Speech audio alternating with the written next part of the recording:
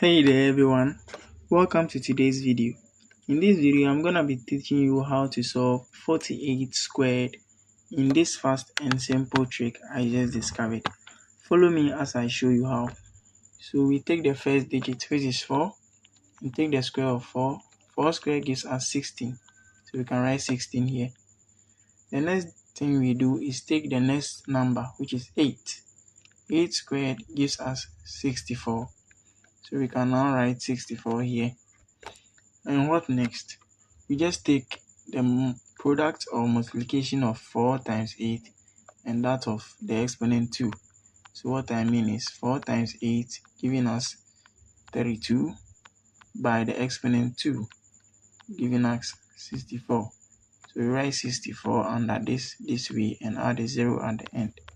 And sum it all up. 4 plus 0 is 4. 6 plus 4 is 10. So we bring 0 and write 1 here. 6 plus 6 is 12 plus 1, 13. So we can write 3 and add the 1 here. 1 plus 1 is 2. So 48 squared can be written as 2304.